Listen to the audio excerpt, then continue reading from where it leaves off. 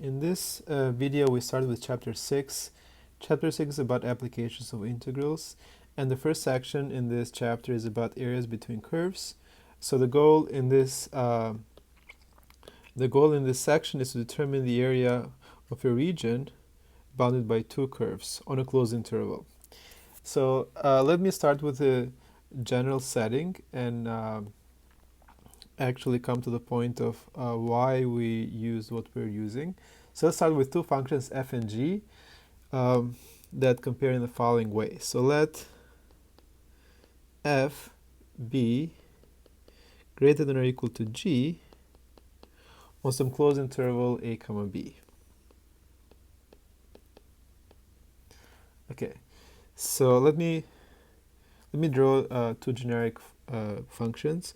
So first I draw the x and the y-axis. So this is the x-axis, this is the y-axis. And then I need two curves. So for example, let's say that this is f, okay? And then let's say that this is g, okay? And then the interval a comma b is given here. So let's say that this is a and this is b, okay? So now we want to find the area, so I should make this a little bigger. So let's say this is the axis. So we want to find the area now between these two curves. So we want to find the area of this shaded region here. So let me shade it very quickly. So we want to find the area of this region. Okay, of course, if you want to find the area of this yellow region, what we can do is we can try to approximate this using Riemann sum, so basically using rectangles, and then we can take the limit as n goes to infinity of the Riemann sum. So for example, let me just say that this is f and the blue one is g. So the yellow area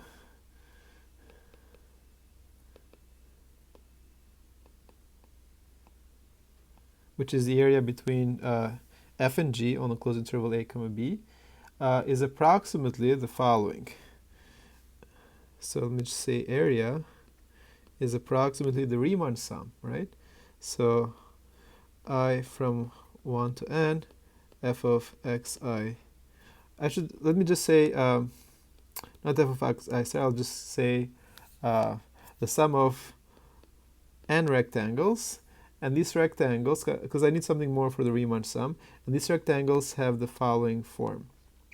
So let me use some different color here. So let's say that you're working on this interval here.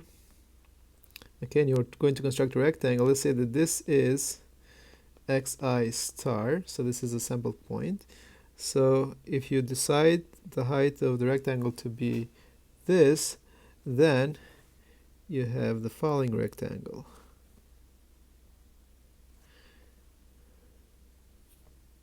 Right? Okay, so now the area of this green rectangle, let me use the green color here. So the area of this green rectangle here is exactly Ri, okay, that I'm talking about in the Riemann sum. Okay, so this is Ri.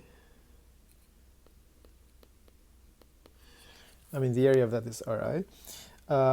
So basically, we're saying that the area is approximately the following. So we have the sum I from 1 to n. Now, delta x, which is the width of this rectangle, is delta x. So that's always the same. So I have delta x times, now the height of this rectangle is basically this length right here. So this is basically the function f, the value of the function f minus the value of the function g, right? So this is the length. So I have f of xi star minus g of xi star. And then to find the actual area, you find the limit.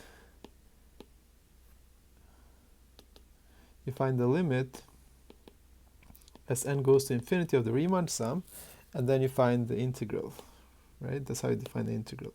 So let me just say that the yellow area is equal to the limit as n goes to infinity of the Riemann sum, I from 1 to n. Let me just say f of xi star minus g of xi star delta x. And this limit is exactly the following integral. So this is the integral. Again, the limits of integration are a and b because that's a closed interval, so a to b. And then you're integrating the function f minus g, and then delta x becomes dx. Okay? So the area between the curves f and g, if f is greater than or equal to g, is given exactly by this definite integral. So let me write it down. Let me just say areas. I don't need the green anymore. So the area between f and g. So area between curves. So according to this sort of a quick argument that we did here, then the area between two curves is equal to the following. So let's suppose that f is greater than or equal to g on the closed interval a comma b. Then the area A of the region bounded by the curves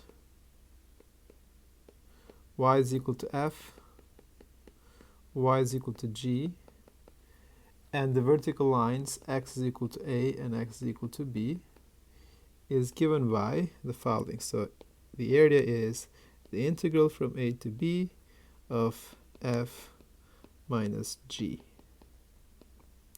dx. So as you can see here in this formula, it's important to know which one is bigger, f or g. So in general, if you're given functions that you have that bound some region whose area you want to find, you always have to establish the inequality that one curve is bigger than another curve to be able to find this integral here. So we have to know specifically with this inequality right here. So maybe I should write this down. So note that the inequality f greater than or equal to g is important. Now, of course, if you use the other version of this inequality, that g is bigger than f, then you'll find a negative value, which means you have to multiply that negative value by -1 to get the positive value, or just take its absolute value. But in general, if you have intersecting curves, then you have to know these inequalities. Okay, so let me do a couple of examples. All right. Let's find the area. So this is the first example. Let's find the area of the region bounded by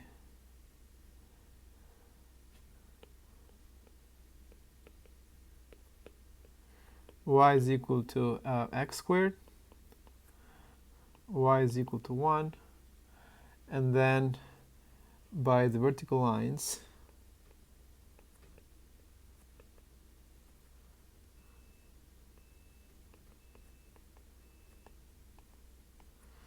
x is equal to 1 and x is equal to 2.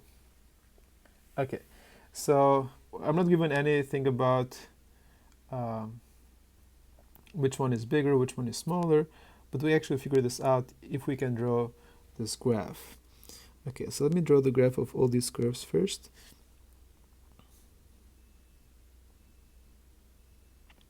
Okay, so this is x and this is y. Excuse me. So this is the curve y is equal to 1. Then y is equal to x squared is equal to the following curve.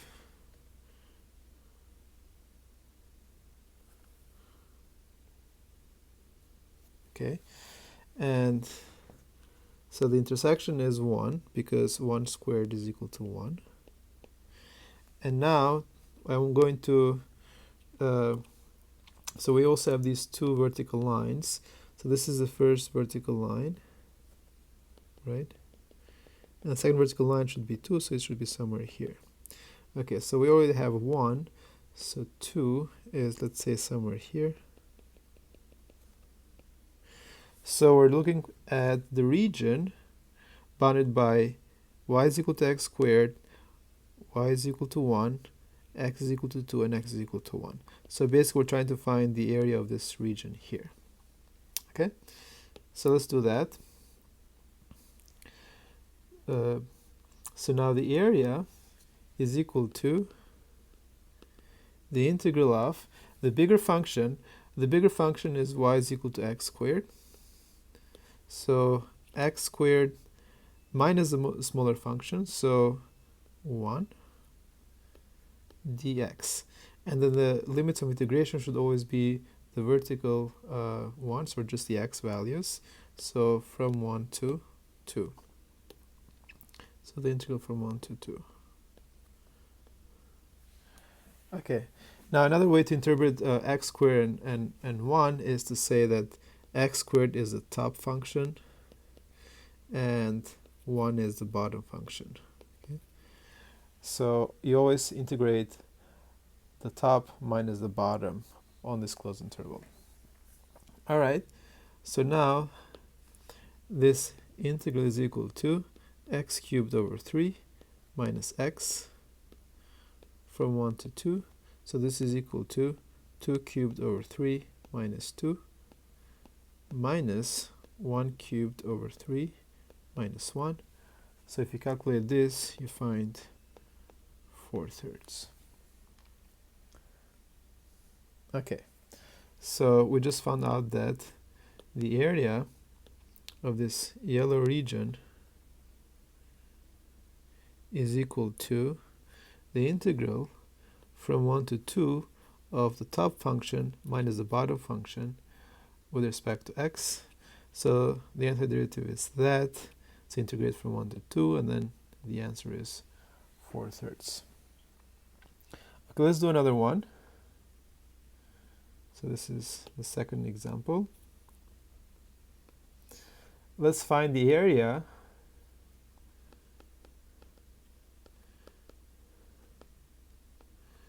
of the region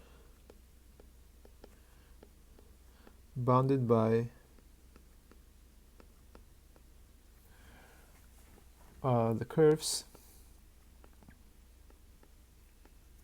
y is equal to x squared and y is equal to 2x minus x squared. Okay, so I'm not giving any vertical lines here because we have to figure out what the intersection of these two curves is. So what the intersections are, and then we have to figure out what the integral should be. So let me first sketch both curves.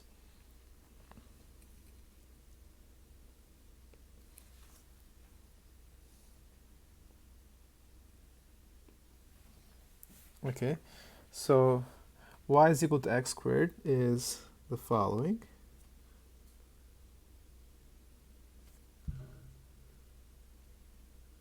More or less, right?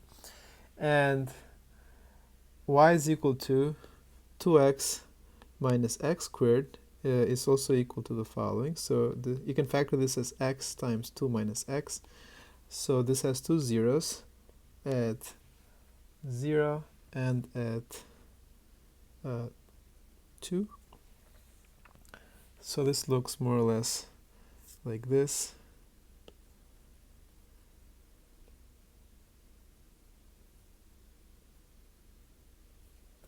Okay, so let's say it's that curve. Okay, so this is 0 and then this is 2. So we're looking at this region here, right? Because this is the only region bounded by these two curves. So we're looking at the finite region basically, because of course this region here is also bounded by these two curves, but this is an infinite region, so this doesn't have a finite area. If we just look at this region right here. Now it means that we have to first find what this intersection here and what this intersection here is, but this intersection is already the origin. We just have to figure out what this intersection here is. Okay, so let me do that. So you just set the equations equal to each other. So you say for the intersection, you set x squared is equal to 2x minus x squared. So then you say 2x squared minus 2x is equal to 0. So you say x squared minus minus x is equal to 0. So x times x minus 1 is 0. So either x is 0 or x is 1. So x is 0 is here, x is 1 should be this point here. Okay, so the intersection points are 0 and 1, so this is 1. So it means now that this area between these two curves, so this yellow area here now is the integral of the blue curve, that's the top curve, minus the bottom curve, which is the red one, from 0 to 1.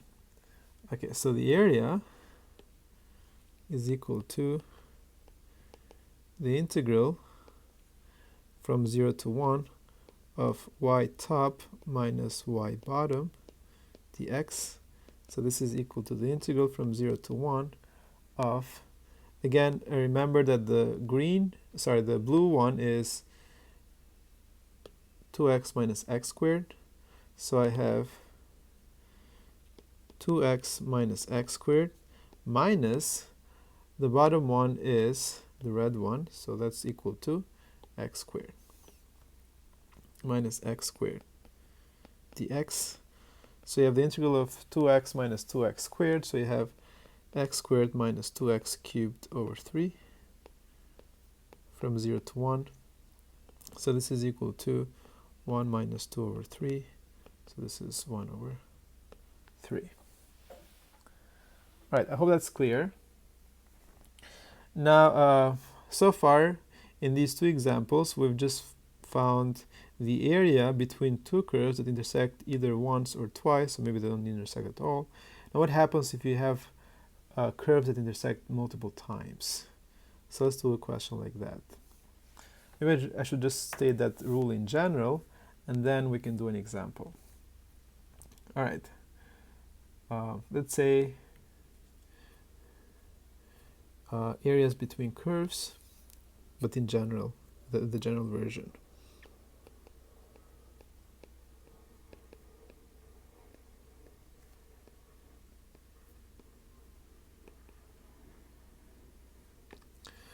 Okay. So in general, here's what happens. So remember at the beginning I told you that you should be able to find which function is bigger, f or g. Now, to be on the safe side, in the formula, you just take the absolute value of f minus g and then integrate the absolute value. So the area of the region bounded by the curves y is equal to f and y is equal to g, and the lines x is equal to a and x is equal to b, is the following. It's the integral, I'm going to write this right here, so the integral from a to b of the absolute value of f of x minus g of x dx. Okay, and the reason for that is the following. Now if you have functions that intersect multiple times, so for example if you have this function, then you have another function, okay, something like that. Let's say that a is somewhere here, and then b is somewhere here. Now for each of those different intervals, right? So for this interval here, one is bigger. For this interval here, they switch, so the other one is bigger, and then the third interval, the other one is bigger. So they kind of alternate which one is bigger as soon as you pass an intersection point. So to be on the safe side, you just take the absolute value of the difference of f minus g. So the area between f and g, which is basically this blue area I'm trying to highlight, is the integral of the absolute value of the difference f minus g. Okay, so let me give you one example. Right, so let's find the area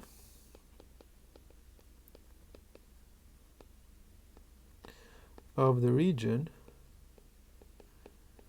bounded by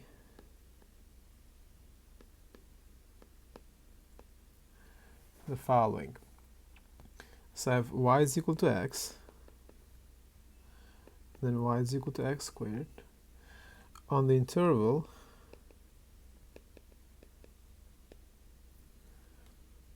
(0, 2).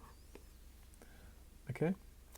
Now, before you sketch the graph, you always say that the area is the integral of the absolute value of x minus x squared. Okay, so you can say that the area is equal to the integral from 0 to 2 of the absolute value of x minus x squared. But now to determine if x minus x squared should be, in absolute value, should be x minus x squared or x squared minus x, we first sketch the graph of these two curves and then see which one is bigger. Okay, so let me do that. So let's say that this is y is equal to x squared. Okay.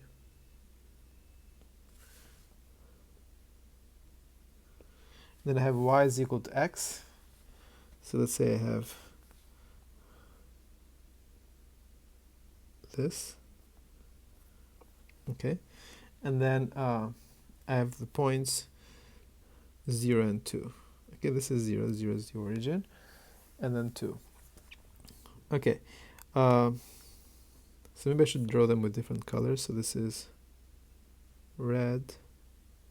And then this is blue, just to distinguish them. Now this intersection here, this intersection right here, so this intersection should have x coordinate 1. I think that's clear because x is equal to x squared either when x is 0 or x is equal to 1, or you can just solve the equation x is equal to x squared. So this is 1. And then 2 should be on the right of 1. Let me make this a little bigger. So let's say that 2 is this point here. Okay. So we're looking at this region right here. So this region and this region here. But as you can see, between 0 and 1, the blue curve is smaller than the red line, but between 1 and 2, the blue curve is bigger than the red line. So the integral from 0 to 2 of the absolute value of x minus x squared is equal to the following. This is equal to the integral. You split this into two pieces. First the integral from 0 to 1, then the integral from 1 to 2. So we have the integral from 0 to 1 of, the bigger one is the red ones, is the red curve. So I have x minus x squared dx plus, now the bigger one is the blue curve, so I should have the integral from 1 to 2 of x squared minus x dx. Okay, so this is equal to x squared over 2 minus x cubed over 3 from 0 to 1 plus we have x cubed over 3 minus x squared over 2 from 1 to 2. Okay, and then you plug in these points, so you have 1 over 2 minus 1 over 3 minus 0 plus 2 cubed over 3 minus 2 squared over 2 minus 1 over 3 minus 1 over 2. And if you calculate this, this is equal to 1. Yes. Okay, so this is how you do it if you have several intersections. So you have, again, that the area from 0 to 1 should be the integral of the blue curve, of the red curve minus the blue curve, and the integral from 1 to 2 should be the integral of the blue curve minus the integral of the red line. Okay. Now there are other types of functions, or I should say other types of curves, which are not really functions, but they are functions if you treat them as functions of y. So in those cases, sometimes it's easier to integrate with respect to y. So let me do an example like that. So let me say here, integrating with respect to the variable y. Okay, and this is an important concept because this actually simplifies our calculation a lot if you integrate with respect to y. So let me do an example like this. So let's suppose that we have two curves and we want to find the area of the region bounded by those two curves, but they're given in terms of y. So let's find the area of the region bounded by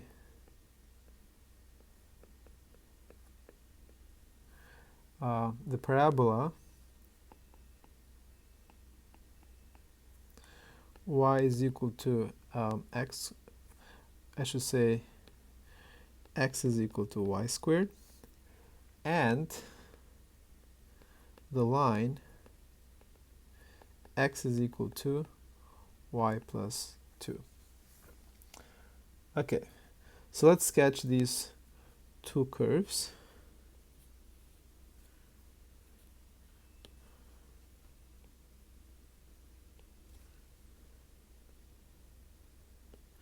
Right, so I have this, so I have the blue parabola. Let me draw the blue parabola first.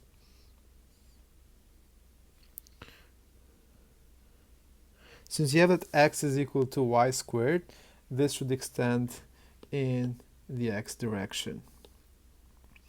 So this is the x-axis and this is the y-axis. And, excuse me, the line x is equal to y plus 2 is the same as the line y is equal to x minus 2. Right, so this is the same as saying y is equal to x minus 2. So if you sketch that, you have the following. When x is 0, y is negative 2. So let's say that negative 2 is, let's say, here. And, okay, and then this line has a slope 1. So you can just draw the line like that. So we're talking about the region, which is now shaded in yellow. So it's this region right here.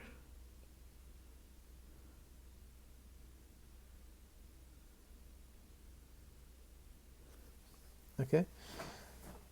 If you want to find intersection right here, you can just set y plus 2 is equal to y squared. So let's do that. So to find intersections,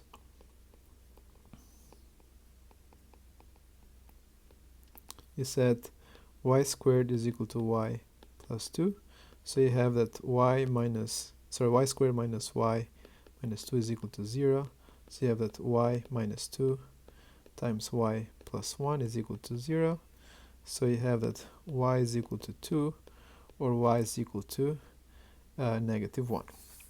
So this point here is negative 1, and this point here is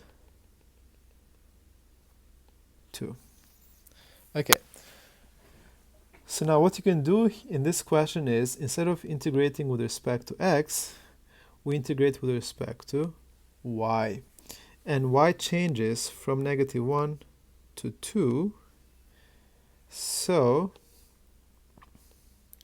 we can integrate the bigger function, which is a function to the right. So this is a bigger function where the x coordinates are bigger, right? And this is a smaller function because, if you talk about functions in terms of y, because the x coordinate here is smaller. So we can say that the area is equal to the integral of the function that has x values more to the right, so x right, minus the function which has x values more to the left, so x sub l. And then you integrate this with respect to y, and then again y changes from negative 1 to 2, so from negative 1 to 2. So this means you have to find the integral from negative 1 to 2 of the right function, or the function on the right is y plus 2, minus the function on the left, which is y squared dy. Okay. So after that, it's just an integral question. So this is equal to y squared over 2 minus 2y minus y cubed over 3 from negative 1 to 2. So this is equal to 2 squared over 2 minus 2 times 2 minus 2 cubed over 3 minus negative 1 squared over 2, so 1 over 2, plus 2 plus 1 over 3. So this is equal to 9 over 2. Okay, so as we stated here, sometimes it's better to write integrals, to solve integrals in terms of y, especially if you have curves extending, or like parabolas extending in the x direction, which means that this curve is not really a function as we know it, because it violates the vertical line test, right? Because there are two y coordinates corresponding to the same x coordinate, which is not allowed for functions. But if you think of those as functions in terms of y, then you can integrate with respect to y, the right function minus the left function, and then that's going to give you the area. Alright, so that's all I had to say about 6.1. So I'll see you next time.